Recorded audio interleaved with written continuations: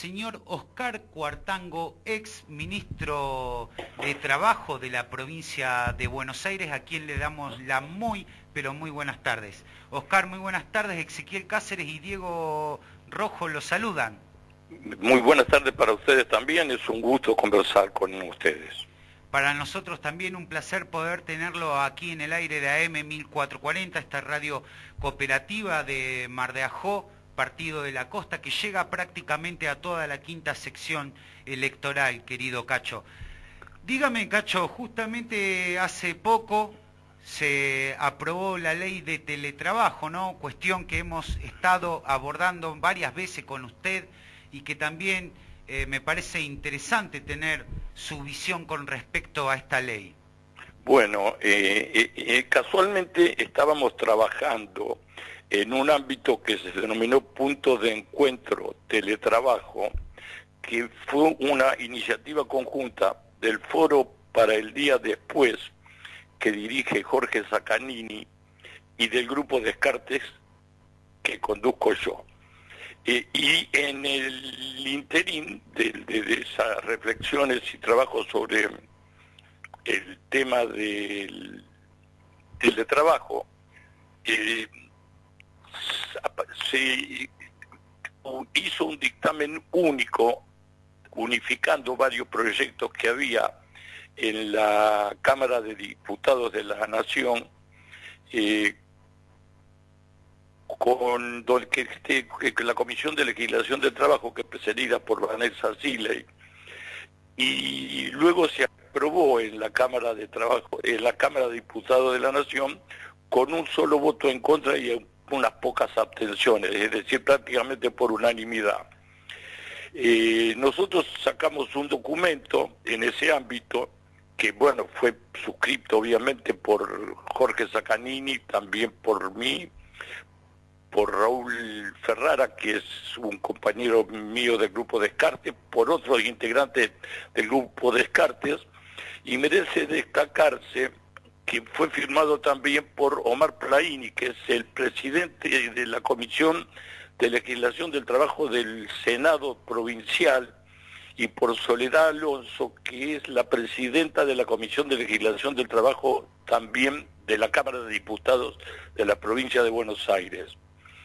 Y entre otros, el que lo firmó también fue Oscar Lamberto, que fuera senador nacional por Santa Fe y que ocupara la sindicatura de General de la Nación y otros importantes cargos, y por numerosos dirigentes sindicales, especialistas en cuestiones laborales y del mundo del trabajo, y donde brindamos el apoyo incondicional a esta ley y hacemos algunas reflexiones sobre su contenido y sobre algunos aspectos que debe contemplar la reglamentación y otros que deben ser adecuados a cada actividad por la vía de la negociación colectiva. Entre los aspectos que se merecen destacar, por un lado, es el que esta ley no habla de teletrabajadores, sino que habla de teletrabajadores, de trabajadores que usan la herramienta del teletrabajo, es decir, que considera que el teletrabajo es una forma u una herramienta. En consecuencia, no se puede llegar a generar un sindicato de teletrabajadores, como no se podría llegar a generar un sindicato de trabajadores del martillo, por ejemplo, porque hay distintas actividades que lo utilizan y sí tiene que tener la representación sindical los sindicatos de la actividad a la cual se refiera la herramienta del teletrabajo, es decir, empleados de comercio o empleados de la salud o de informática en su caso. Esto porque no es lógico que se nuclee una modalidad de trabajo, una herramienta de trabajo con una organización sindical, porque se permitiría la creación de sindicatos de los que antiguamente se denominaban sindicatos amarillos, ¿verdad? Sindicatos impulsados por los empresarios. Por otro lado, se habla del derecho a la desconexión, que permite poder desconectarse al trabajador que utiliza el teletrabajo o el home office, como se denomina, luego de cumplida su jornada de trabajo, y también se aplica la ley de accidentes de trabajo y también toda la legislación laboral en la materia, ¿verdad? Y se deja librado a la reglamentación algunos aspectos particulares y fundamentalmente a la negociación colectiva, la de los distintos institutos que contemplen la actividad específica donde se ejerce esta modalidad. Querido Oscar, siguiendo justamente esta lectura que usted está realizando sobre la ley que fue aprobada la semana pasada, ¿en ningún momento entra en discusión dentro de esta ley el tema justamente de las personas que trabajan, pero con aplicaciones, por ejemplo? No. Esto es exclusivamente para el teletrabajo. Sí es nuestra aspiración que el mismo criterio se utilice para los que se denominan las plataformas, vale decir, por ejemplo, Globo, Pedidos Ya y los famosos delivery que están en boga, están en estos momentos como consecuencia de la cuarentena, ¿verdad? Claro, totalmente.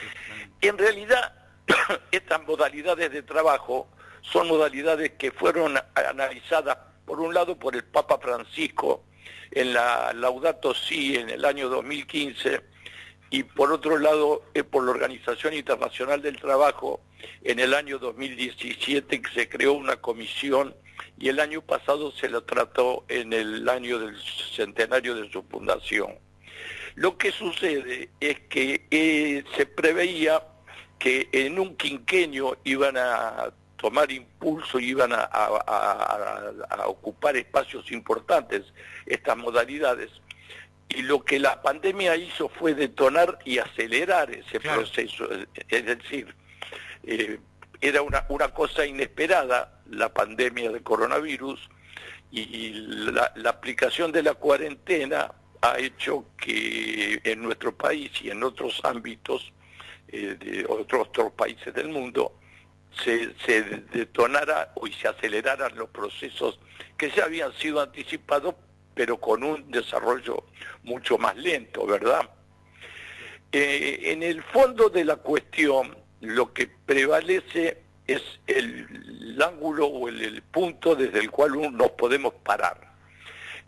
No se puede detener el progreso, pero si nos paramos desde la óptica que el progreso tiene que ser en beneficio del ser humano, de los trabajadores, nos paramos en la óptica correcta y estaremos dando los pasos correctos para que esos beneficios sean en relación al conjunto y a las mayorías populares.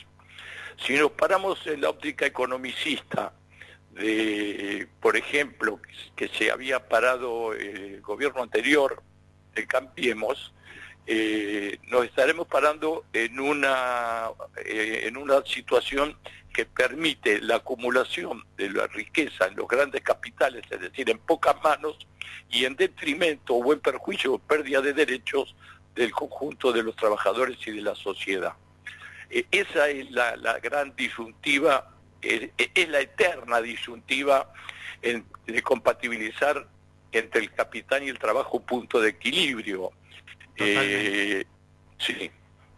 No, la verdad que digo, sí, esa es la dicotomía de siempre, ¿no? Exactamente, precisamente fue el general Perón, de cuyo fallecimiento mañana se cumple un nuevo aniversario, quien en nuestro país fijó la tercera posición en un mundo bipolar que estaba enfrentado la Unión Soviética con los Estados Unidos, ¿no? Y que incluso no está en contra del capital productivo y de las pequeñas y medianas empresas, que son las grandes dadoras de mano de obra en nuestro país, sino que está en contra del capital concentrado y de la acumulación de la riqueza en pocas manos. El famoso 50-50 es el ideal que se debe llegar y al cual se había llegado con los gobiernos del general Perón. Y el trabajo dignifica, y el trabajo debe ser una herramienta de redistribución y de movilidad social. Totalmente. Querido Oscar, ha sido un placer tener la palabra de usted aquí en el aire de AM 1440. Muchísimas gracias. Seguramente estemos charlando en lo que siguen de las semanas. Exactamente. Bueno, yo también, para mí ha sido un gusto, y les reitero, yo creo que el mismo camino hay que transitar con respecto a las plataformas de Uber, Globo y Pedido Ya, y todas las plataformas que están muy en boga en estos momentos. Abrazo enorme, querido Oscar.